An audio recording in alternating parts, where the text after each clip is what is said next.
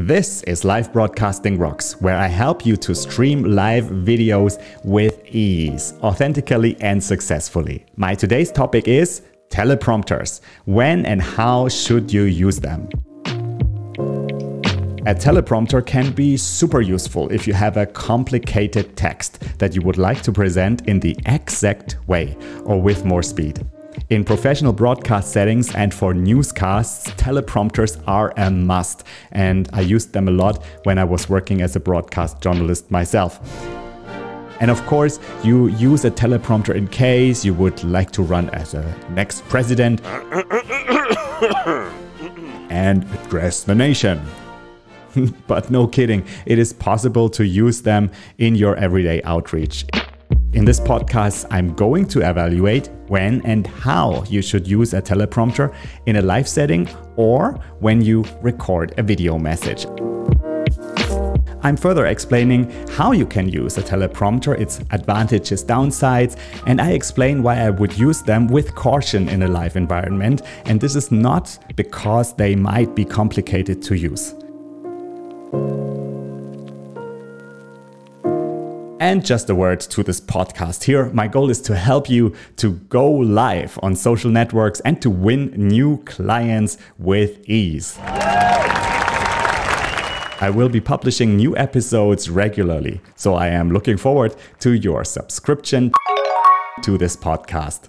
Let's go for the advantages in detail. I already mentioned the big advantage a teleprompter can help you not to stumble.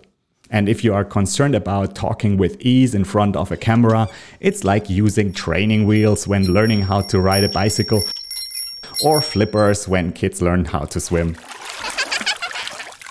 Teleprompters make everybody look like a pro in a short amount of time. So how does such a teleprompter work then?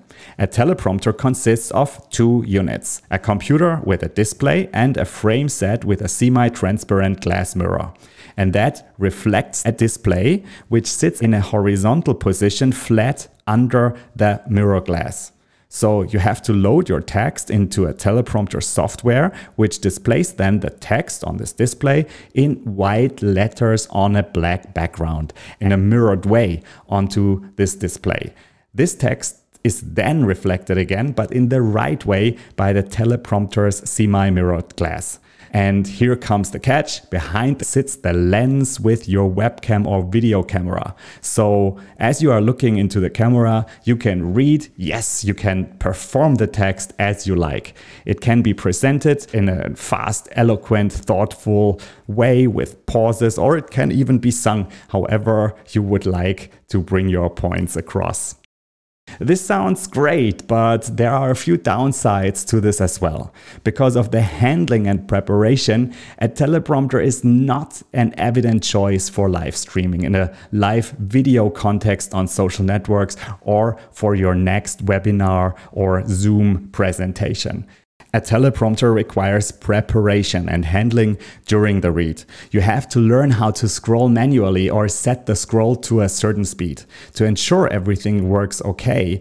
In live TV settings, this is why an assistant does the scrolling for the anchor. However, there are solutions to that. If you don't have an assistant, you can use a remote control for the teleprompter software. So now this teleprompter software scrolls the way you want. And also there is voice recognition available for new teleprompter software platforms, so you don't need to hire somebody or get your friend.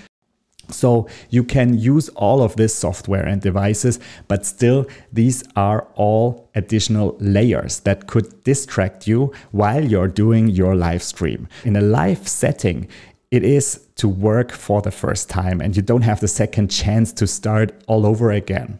Think of the teleprompter going too fast and you are trying to keeping up with the read and you are reading then in an indistinctive way. Also see another obstacle when using the teleprompter during a live video. You have to be able to switch from the read mode into the more free speaking mode. And this is important because there might be questions and there might be possibilities to interact with your audience. Here are some tips when using teleprompters. Especially beginners should give themselves time to master teleprompters.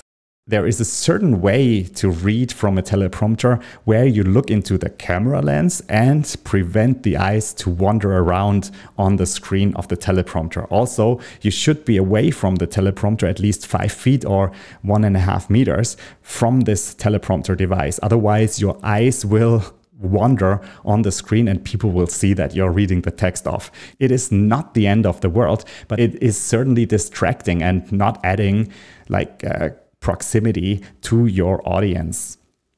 In general, if not done right, teleprompters can contribute to an audience's perception of you being unnatural and distant or even too perfect.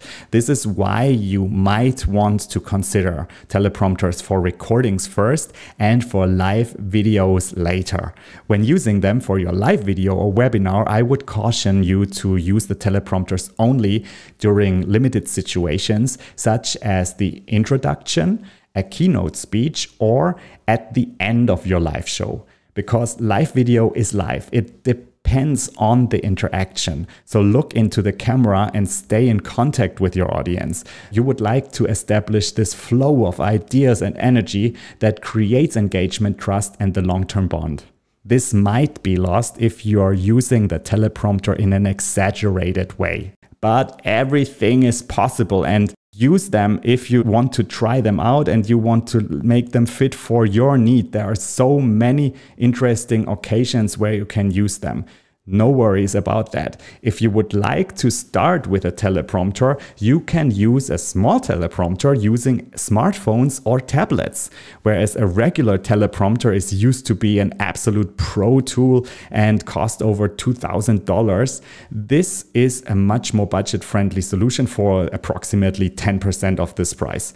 So use these teleprompter frames with your smartphone and an integrated app. If you're interested into how this works, search for my video tutorial on my YouTube channel where I'm showing you how to use a smartphone-based teleprompter app that you can use with the teleprompter case or even on your own. You find the link directly in the show notes of this podcast.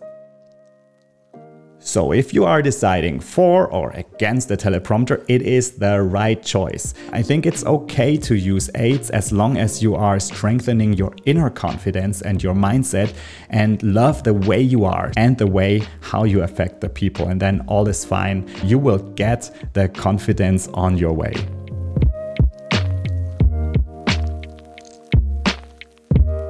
So finally, you might want to consider these alternatives and hacks to teleprompters. Always begin with a script of what you would like to cover. You can then always visualize these points and key sentences during your speech. Use a flip chart with keywords and the structure of your live video. Put this in the background of the camera in case you get lost. You can find back on track in your moderation and presentation easily. The same goes for post-it notes that you can put close to your camera and behind the screen. Also, don't forget this one simple sheet of paper that you have on your desk and that can remind you of intro scenes, names, keywords, and the next point on the agenda. A teleprompter might even be too perfect and at distance. I already said that, but everything is possible and nothing is wrong if you master it. The more often you practice live, the easier and more flexible you're going to get anyways. Thanks for your attention to this podcast. I just wanted to share with you that I regularly publish new inspirational videos on how to go live on YouTube. Here I show how you can become a confident live streamer and compel with high quality live video content. Visit and subscribe to my channel. It's called LIVE-BROADCASTING.ROCKS. Just look into the show notes of this podcast. And that was it for this time on the Live Broadcasting Rocks podcast. Wishing you a great time and looking forward to seeing you live soon.